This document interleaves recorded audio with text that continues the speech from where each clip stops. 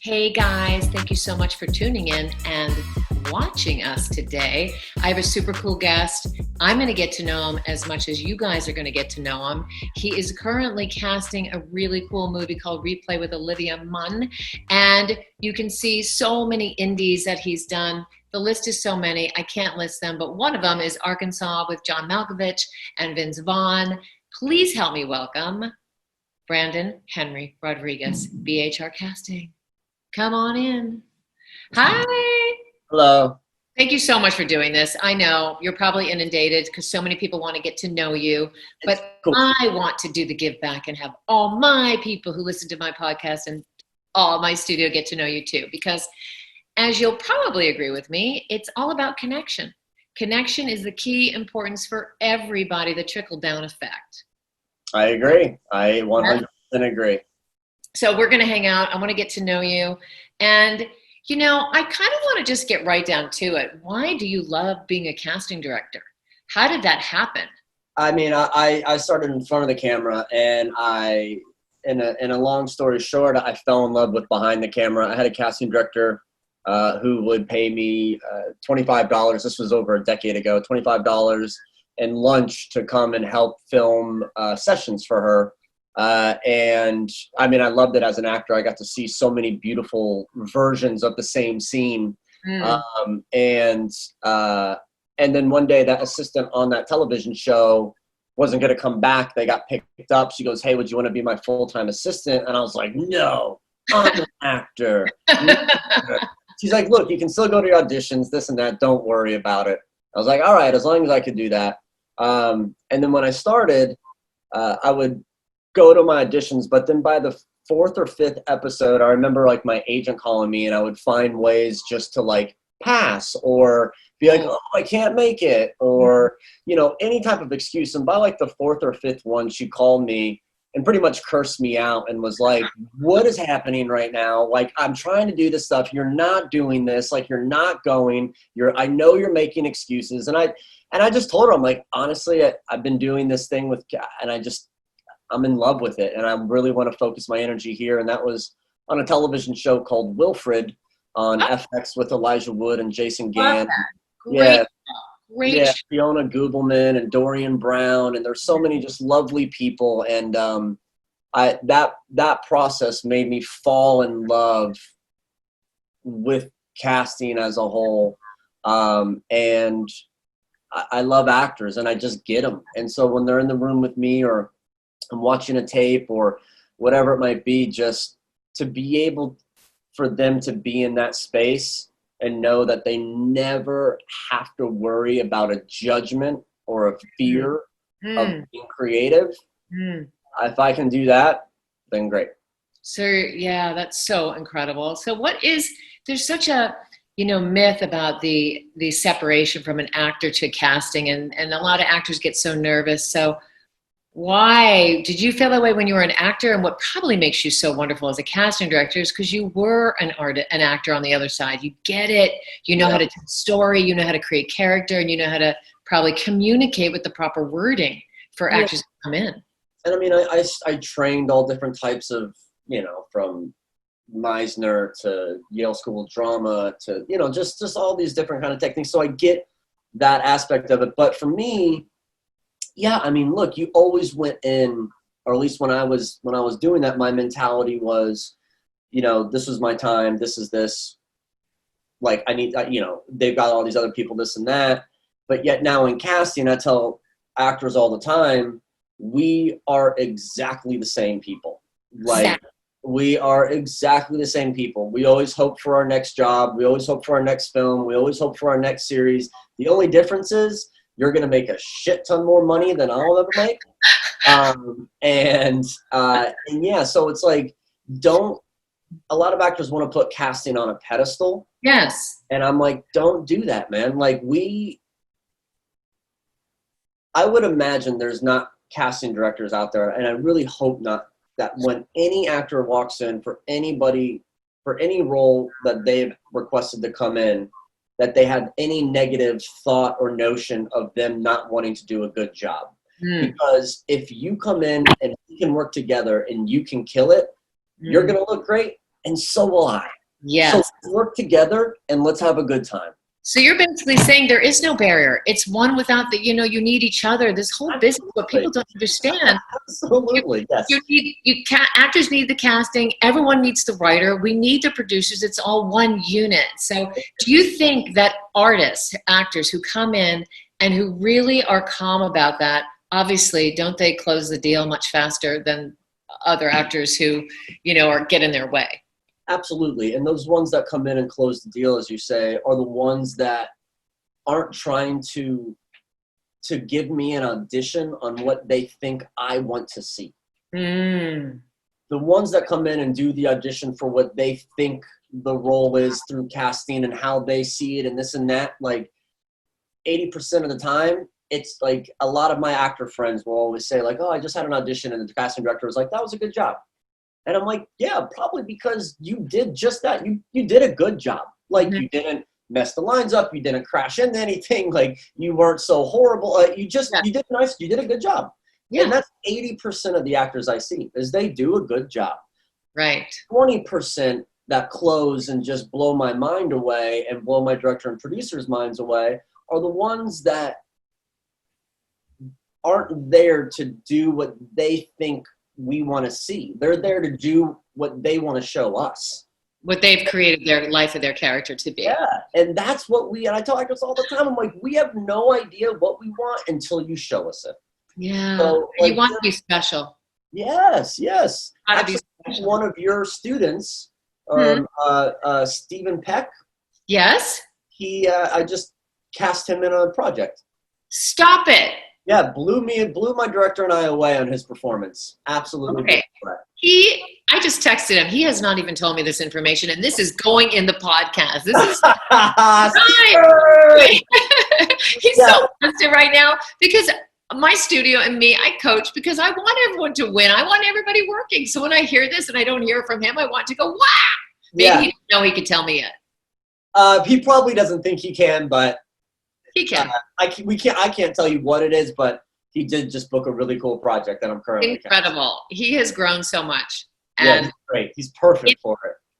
Brandon, it's all about that training. You got to know yourself so well so you can just do your thing in that room and trust your impulses. Of course, sculpt your story.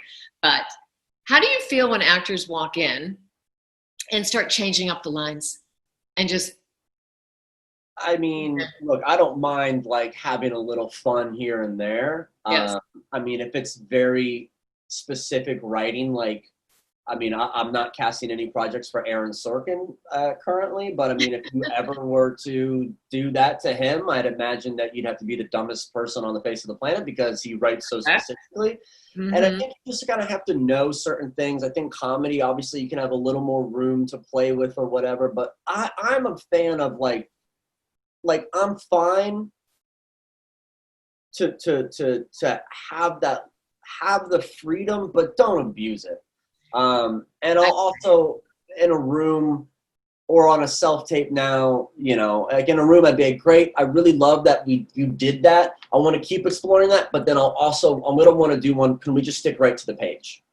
And I think that's important too, to be able to have that. I sometimes find it that stand-up comedians who are transitioning into acting have a hard time because they're very like having just to go with the flow of a crowd and everything.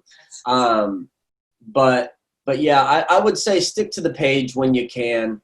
And I think to the page all the time. I really do think it's the writer's intent, the writer's words. Again, it's like having a button like at the end of something, or or if it's like a very like flirty kind of scene, to be able to add something that like you can just shoot back, like a line or a word, like I'm not going to go crazy about that. And no real writer or director that I've ever worked with or known. But again, because an actor needs to be able to have that freedom to be able to create something on their own. But when it comes to television, and things like that, if you're coming in for a co-star or a guest star, like don't don't go crazy, man. Like Don't you're go a crazy. vessel. Stick to the script. Yeah, Stick to you're a vessel to like move the entire series along, and like that's it, you know. So And I think that actors don't realize how many hours writers put into these scripts and how many sure, voices are already being, mixed around with their, their baby of material. So for me, and you can agree or not agree, but you are agreeing because we just basically said this, is that you have to honor those words. And if you come in, like, who are you, this actor that comes in, you've never met these people, and your words are better than theirs? no. To me, that's slicing yourself in the foot, and you should be I've known, able to take those words and make them your own. and I've known buddies who've been on shows like who they might not have as an actor. You know, this is like a big deal for them. They're getting like a reoccurring or a regular on a show, and they're like, "But this show's garbage." And I would tell them like, "Look, man," and like, I'm going to talk to the writers. I'm like, "Hey, stay in your lane right now, dude. Take this credit. Take this credit.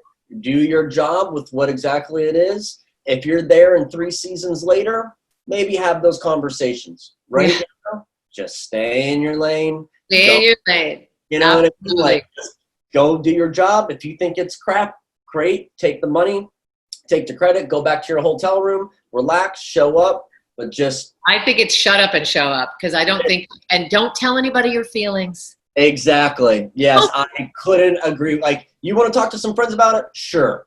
I totally get it, but be very thankful because there's a million people that would happily be where you want to be where you're at right now. So. 1000%. And, I'm not really a religious person, but I am about the power of positive intention. I'm all about the universe. I'm all about that. And when actors are on set and they have a negative air about them, the trickle down effect is massive, and vice versa. Oh yeah. And it happens too in the room. Like, I mean, I even audition process where, I mean, I've had some actors where maybe 3 in my entire time, over a decade of casting, where I'm like, I just call the rep and I'm like, hey, honestly, I never need to see your client ever again. Ooh. Yeah. Okay, but what causes that? What I think an air of superiority. Yeah. Or they're thinking of like they don't need to be there for that. Again, if you don't think you need to be there for that, then don't show up. But you showed up, so either accept it or not. Or if someone is absolutely horrible to anybody on my staff, like I've had an assistant once be like, he was so this or that, and I'm like, done. Like, no more, never again. Like, yeah. Yeah, like, why would that person talk negatively about somebody that works for you? Yeah, it's just like treating somebody as if like, hey, can you go do this? Or hey, I need this. Or hey, go, like, what do you like? And so I'm like, I'm sorry, do they work for you? Yeah, No, yeah. they don't. Not at all. No one in the Before you office speak. Yes. Yeah. Think before you speak, people out there. And it's hard sometimes, I think, that the nerves kick in and they get diarrhea of the mouth and the anxiety triggers them to say things that. Yeah. Again, I don't care who you are, be a good person, and that's all I care about. Yeah, be a good person. It's so important. What is the difference? Because you cast so many indie films. So compared to television, what is the pacing difference? You put out a breakdown. Is it cast month time, a week time, a day time compared to television? Television is just like, look, I mean, it's moving weekly. An episode, you're casting your episode, you're done on Friday, Monday, you're starting a new episode, you're done by Friday, it's Monday. I mean, so it's like, yeah, you're hauling butt. I mean, indies, love. Good. Let me just interrupt you for 1 second. So in television, it is so fast. Put out a breakdown, have a reading, have a callback within like 4 days it's cast, 2 days it's cast, 1 week. I would say in a week. I mean, 5 days. Like, I mean, if we put a breakdown out on Monday, by Friday, if it's like we might have some offers for a guest star or something like that we're exploring. But for a lot of the co-stars, I mean, we're good to go. And if it's a bigger reoccurring role, like we get more time for that, knowing like, hey, in episode 6 we're going to be having this kind of character, so we really kind of like, here's some sides for that. Now on episode 1, can we start looking for this person?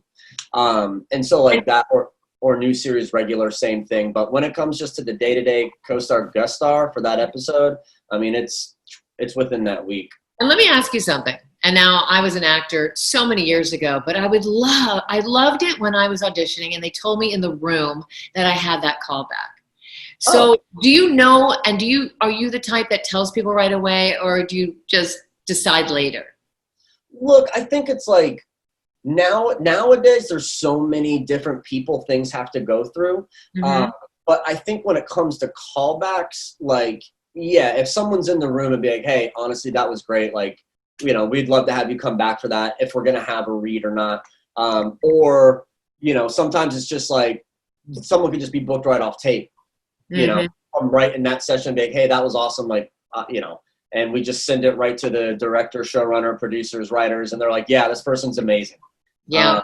So the tape in the Zoom world is so different, which we'll talk to in a minute, but talk about in a minute. But go back to the indie film pacing. Yeah, indie film pacing I love because like you get to breathe with like these characters, and what I love about them is they live for me for like 3 months, and they're just you get to be. I love film. Like I love doing film, and yeah, because it's the story in 90 pages to 110 pages. That's just these characters for this amount of time. And it's really beautiful building that puzzle. And it's just, it's nowhere near as fast. I'm kind of I guess I like the most things I do is I cast, and I'll cast like the bigger names in films, and things like that, which is a nice thing to do. But, you know, then casting someone like Steven and, you know, also is so beautiful. But yeah, so does he have like a large role? I'm so excited right now that we're talking about him. This is incredible. Yeah, he's one of the leads. Oh my God. Yeah. This is just Stephen Peck, we're screaming. Our whole studio is screaming. We're so happy. Well, he deserves it, because let me tell you something. I know we're sidetracking, but he works his butt off, and he just is so core connected to who he is, and his vulnerability factor is so huge. And we can talk about vulnerability too. It was hard. I mean, we went through so many tapes, and we just fell in love with her. It was just like, how do we even hire anybody? I mean, we fell in love with him. So incredible. So what is your relationship? So in television to your producers versus indie films to your producers, do you feel like you have more power, more of a say, or are you just suggesting and like sort of letting them know your picks? Well, look, I think a good casting director, you should always have a strong opinion when you come towards characters and presenting individuals. I think if you don't have that opinion, then I don't really know what you're doing. I think it's just important to be like, look, I see this character and I see this actor matching with this character for these reasons, and being able to get to this. Right. In the indie space, I would say there's a lot less hoops to jump through of approvals. While, you know, I've been on television shows where literally myself and my another casting director, the director, showrunners, producers, writers, and then all these creative people are like, hey, like this guy or this girl's amazing, blah, blah, blah. And then it gets to like a network and they're like, no, we don't really see it. And it's like, okay. Like, great.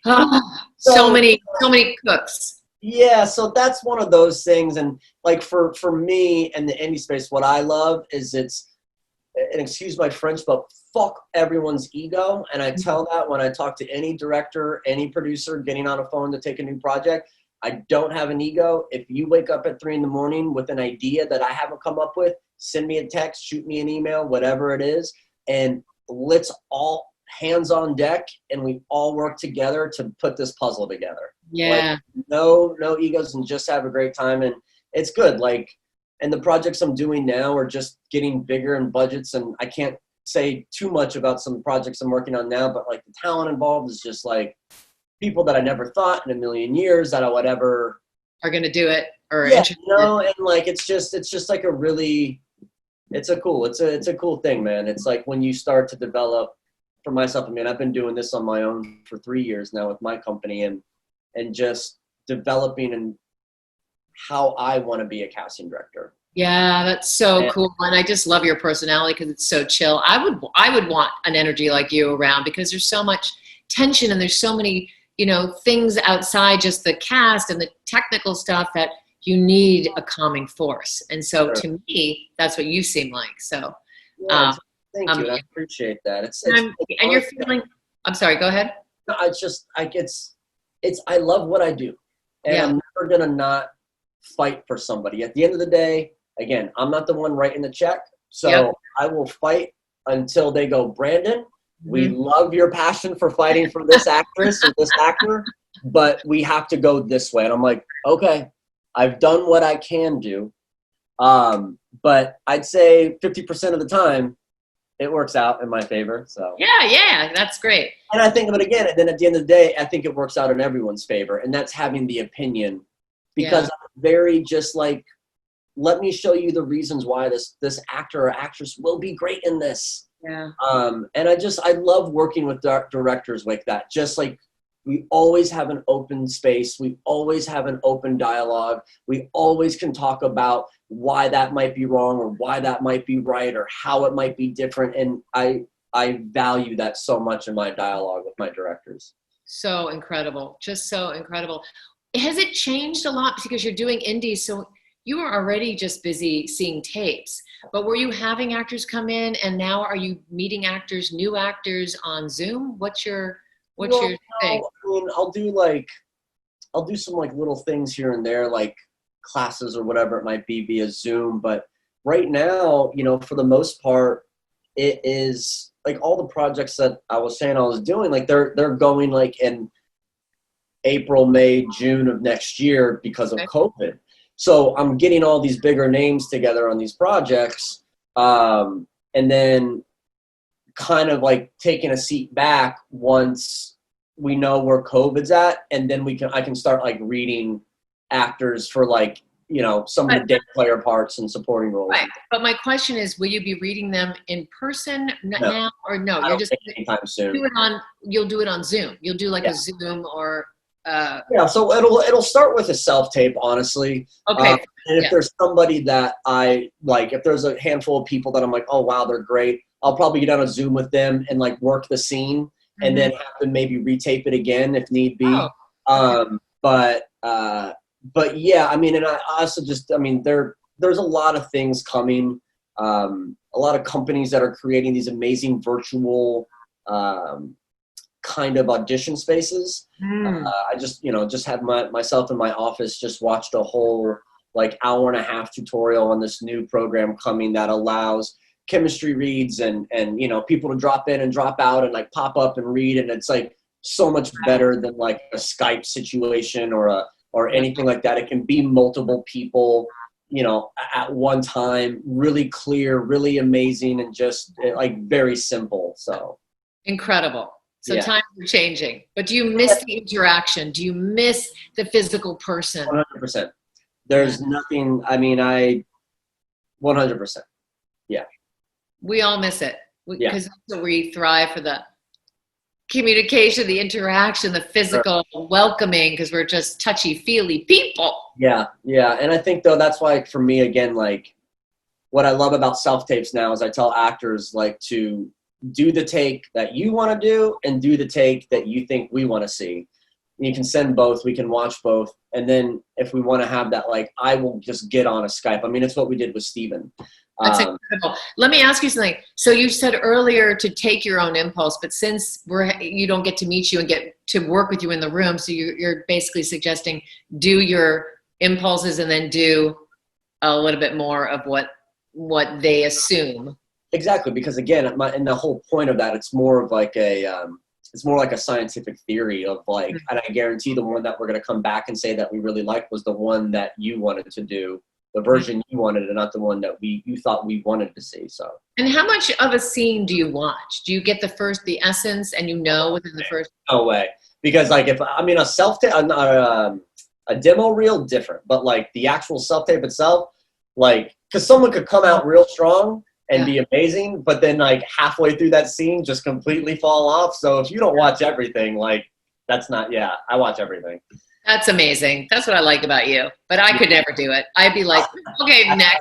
I have 2 hours of self-tapes to watch when you and I hang up. Wow. What is a great self-tape? Is it the sound and the lighting and then the acting, or is it all together? I mean, now it's an art form. I mean, it really is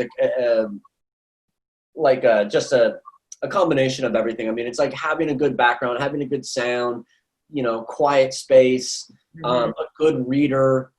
Yeah. Now it's really difficult to, have readers in person. So like making sure that your sound quality sounds good. Yes. While it's coming through the speaker of a computer or an iPhone. Yes. All those things do add up really. And let me just ask your opinion, because every casting director has a different take on it. The behavioral life of a character. So I'm a big behavioralist acting coach. Cool, I love that. You're giving the essence and you're living and you're moving, and I don't care if you come in and out of frame because you're telling a story. Yeah. I feel like actors who just sit here and I'm going to show you this story and just sit here, it's just one dimension. You and I are the same. There's my biggest pet peeve when we used to be in the room. Yes. I asked every actor, every single one, I don't care if it was 60 or 80 people that day, I'd be like, hi, nice to meet you. Or if I haven't met them, nice to meet you. Do you have any questions? Mm-hmm. And if the first question, which you'd be surprised how often this would happen, out of their mouth was, what's my frame? I would pretty much go numb to that person. Yeah. Because I'm like, what is knowing your frame going to enhance your acting? Yeah. If it does, then I don't know what you've been. I don't understand that. And that's just me. Other people, I've heard different opinions like, no, but it's because of this or because of that. Cool. Yep. Me, I'm like, look, I have an assistant right here who's running camera. You want to fall to the ground. If you want to go over there, if you want to do this, they will follow you. This is your space. This is your time. Do what you need to do, man. Yeah. Like, you're not. I'm the same. I'm at the same page as you, because I have actors who have trained at other places. They're like, oh, but we're not supposed to move. And I go, well, you don't move, you don't breathe. You don't breathe, you don't physicalize, you don't tell that three-dimensional story, and you're never, ever going to be a series regular. So like a lot of my series regulars and stars of films, they would never care. Any self-tape we did in person, or I coached them online there was moving, and they're like, oh, I'm out of frame for a second. Oh, well, I had to do this. I don't care. Yeah. Exactly. Yes. Yeah. And I tell actors too, I'm like, look, what we see in the audition room or on the self-tape is not what we expect to see on set.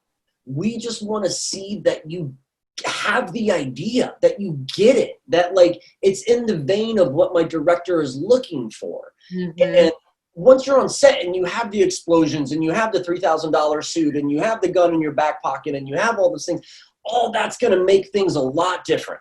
So right now, do what it is for you to I can't stand the people pleasing.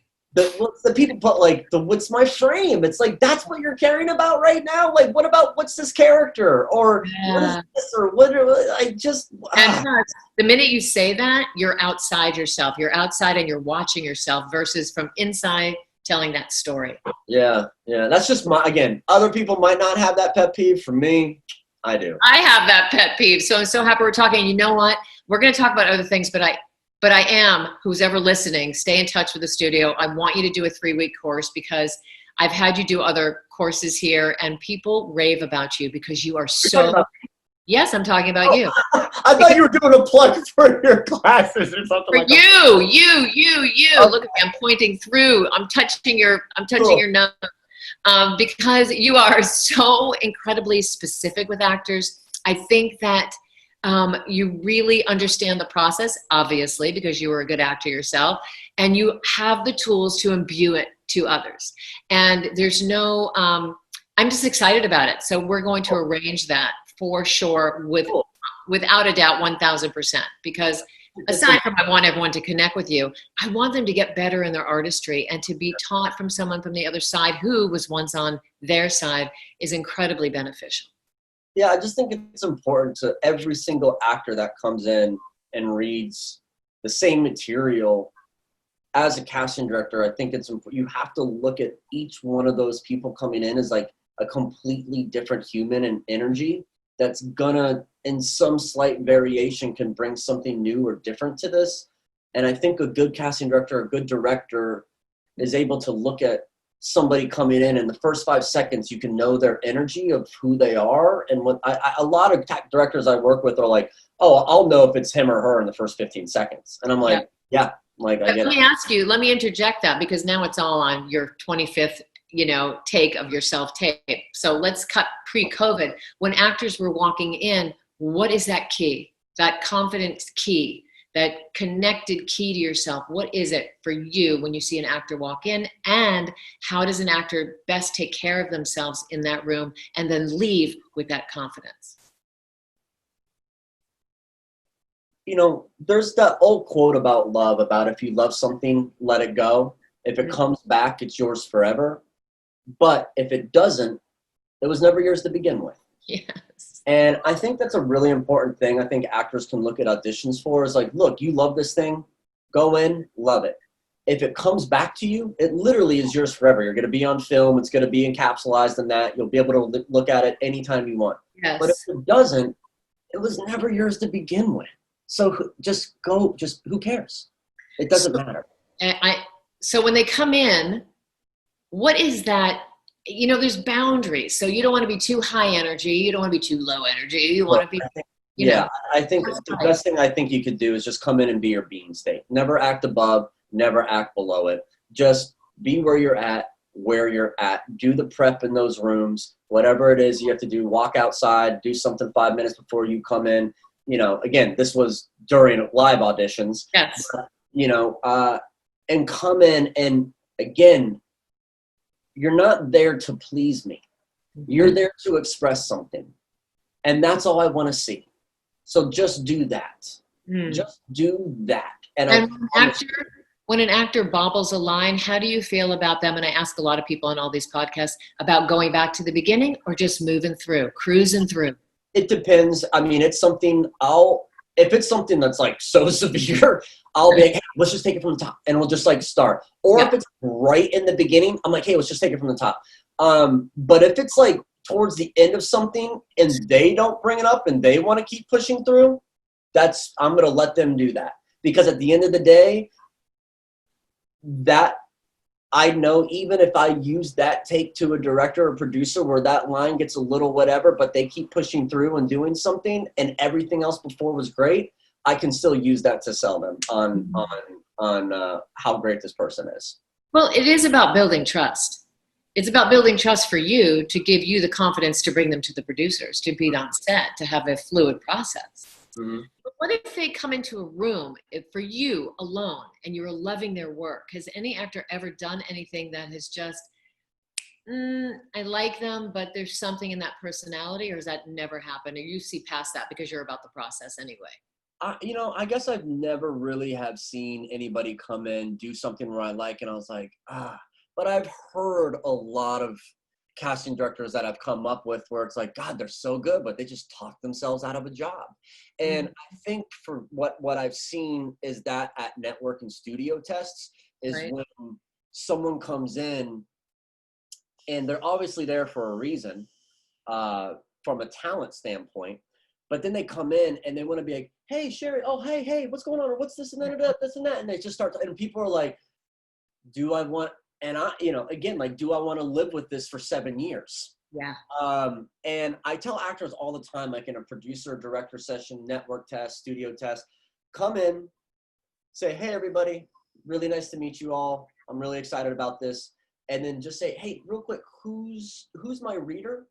And if say like they point to me, that actor should walk right up to that reader and go, hi, I'm Brandon. Nice to meet you. Let's have fun. Oh. And that is the only person that they should give a shit about in that room, because that reader will be the deciding factor of how good or bad they can maybe do with something. Forget everybody else. No one else matters. Literally just find the reader. Who's the reader? Oh, you are? Hi, I'm Brandon. Nice to meet you. I'm really excited to do this. Ooh, I love that piece of advice for everybody. I hope everyone's just written that down. That's really expressed. Honestly, like, be a human. Yes. If the people are talking to you and they're asking you some questions, of course, have a conversation. But it's a big part of this business and just in life in general of being like, I guess just an aware being is just be able to read the room. Yeah. Read the room, man. You'll Yeah. know if someone wants to talk to you or not, and you'll know if someone doesn't want to talk. And if they want to talk, that doesn't mean they like you. And if they don't want to talk, that doesn't mean they like you. You know, I mean, it They doesn't. don't like you, yes. Your focus should just be where you're at in that moment for your job, what you're doing. You're a professional actor, and okay, you're the reader. You and me. Hi, I'm Brandon. Let's have fun. That's amazing. Amazing. So now that things have changed, actors don't really get to do that. Mm-hmm. So is there anything that actors do on the tape? Do you think it's the most important thing for them to grab you that first couple of seconds with their story? Because you're not really getting to know them. Yeah, I think more in their work, obviously, but their personality, you know what I'm saying? No, I think like a solid lead-in like is really important on a self-tape. Like not just to start as a floating head. Like I know it sounds simple, but if you like, if the project calls for walking into something, or if you're driving in a car, or if you're doing any one of these things to do that, just to help us create the space more. Yeah. And I think that's just really important. I think it's important in person or on self-tape is create the space and just yeah. So look, it's hard to give that direction, obviously, when someone's self-taping, but yeah, just don't be a floating head. Yeah. You know? Well, it's about bringing you guys to the environment, taking you guys into the world, not shoving the world in your face. Yeah, and it's like you can really see people when they're just like, I mean, I used the Dacre Montgomery self-tape as like one of the greatest self-tapes of like all time for Stranger Things. And like, you know, and you can watch it, it's out there. And I mean, it's just someone who is just like, I don't know, I'm just gonna be me. Like, who cares? Like, you know?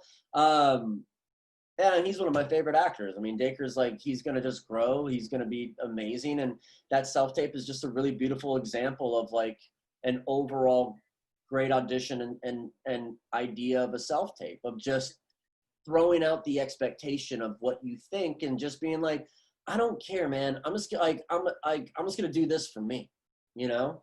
I 1000% agree. And I think it was on 60 Minutes. I was listening to Joaquin Phoenix, and not that I would want to ever hang out with him, but I think he's a brilliant. Oh, I totally would. Are you joking me? I would totally hang out with Joaquin, man. That'd be great. It's a guy thing. But he's a fascinating human being, but his artistry is what really fascinates me. Oh. And even the dance he did in The Joker, that was free range. That was not in the script. He was so in his life of his character, and it resonates. And I'm sure that resonates from actors to tape to you as well. And that's, you know, again, and that is the beautiful thing.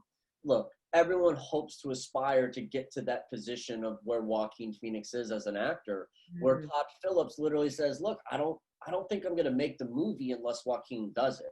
Like, I mean, he wrote it with him in mind, and that was his idea. And it was just those two constantly showing up 30 minutes before every scene just to talk about not even knowing what they were going to do and just working together. Yeah. And to be able to have that freedom and to be able to have that that kind of openness. And I mean, and you see Joaquin through his career. I mean, you see people, like, you'll see outtakes from movies that he was in when like an entire ensemble is breaking out laughing. Well, he's just in the corner, just kind of like not finding it funny, because he is not worried about what any single other person is doing on that set. And he's quoted saying this. He's like, all I care about is doing just having this character. Yes. And so that's what I mean. We talked about it earlier about like, oh, are some people this or that? He was always known as a difficult person to work with. Again, who gives a shit as long as they show up and do their job? It's like their job is not to become best friends with people on a set. Their job is to perform this character. So just, yeah, I love Joaquin. That movie was my favorite film of like the past decade. Incredible. I mean, on so many levels, incredible. But I think that actors besides watching his interview, learn from his work. And there's so many masterful actors out there that you can learn from. But the point being is when people put themselves on tape for you for auditioning, that organic rawness stemming from the true belief in the creation of that character's world will grab you every time. Agree? Agree. Yeah. Just again, don't show us what you think we want to see. Do what you want to do. Like, do what you see the character as. I want to see that. That's what I want to see. Yes. That's okay. You're amazing. I love having you. Let's give some advice for actors out there just starting. What's some positive advice? And then I'm going to ask you to close out with 3 pieces of positive inspiration. Okay. I would say advice starting off is don't make acting your number 1. Make it your number 3. Do that thing. Have other things that you love, that when you're in the room or you're in the waiting room or you have a self-tape or you have a producer session or whatever, that you consider yourself, man, I'm really thankful to be here. But I can't wait to get home and write this new song. Or I can't wait to get home and develop these photos or write this short film.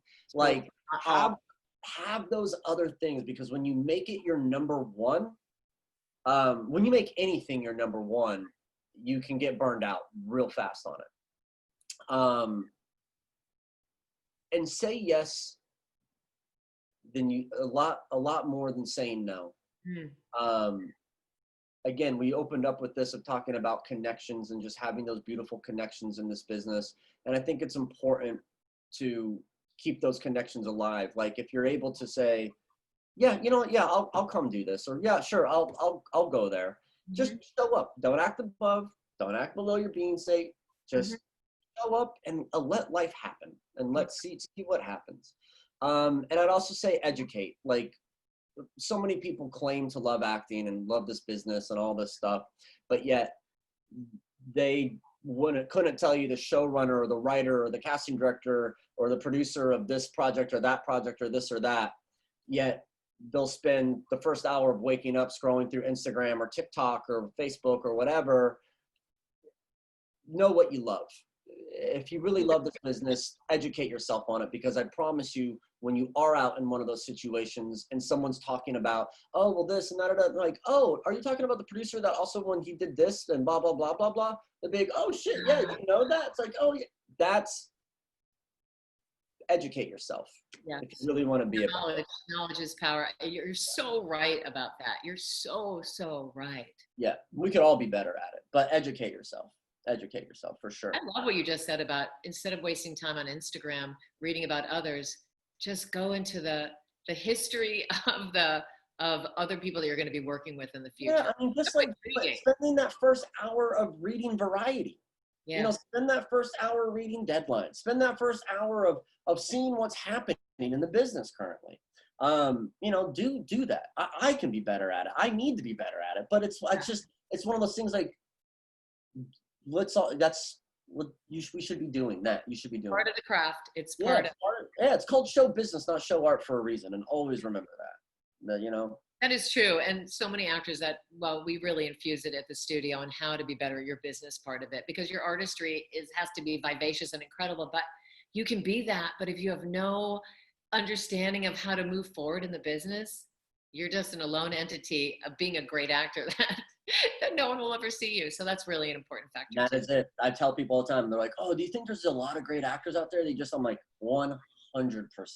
I bet there's actors out there that are just hands and leaps and bounds above the talent that we could talk about all day, but they're either too afraid, they have too many insecurities, they have these things that are just going to hold them back, you know. So incredible. Okay, I adore you so much. I hope this has helped so many actors, because information, this is part of the research too. This is why I do the podcast, YouTube, for the give back, for knowledge. So people are going to get to know you a little bit. So when they get that audition, they have to come meet you bam, they have already connected. Bam, they can talk about this podcast with you. And it's ingratiating because people took the time to hear your story, a little bit about you. And I think it's so incredibly important. Before we close out, 3 little nuggets of inspiration. Give us something. Fortune favors the bold. Be bold in every choice you make, and make sure every choice that you do make, you do it 100%. Love that. Again, just be nice to people. Go through life. Be good. Work hard. Stand up for the small guy. Love each other. Support each other. You're never in competition with anybody in this business other than yourself. And just have fucking fun, man. Like, life's fucking short. Go on adventures, you know, book out if you got to book out, and go on a trip for a month or a week and gain experience and knowledge. Keep digging on yourself. Like, you are the craft, you are the business, you are the instrument. So, like, keep digging with who you are and constantly just try to better yourself. Like, we've all made mistakes, myself included, and as long as you can admit them and move forward and better yourself, then that's all you can do. So that's all you can do, and everything is forgivable. Yeah. In the path. You are so amazing. I agree with every single solitary thing that you say, and I don't agree with everybody on everything. And I'm going to finish up by saying the one other thing everyone needs to do is vote. Stay courteously aggressive, you guys. Go for your dreams 100%. Brandon, you're amazing, and I appreciate you. Thank you for coming today. Thank you. Bye, guys.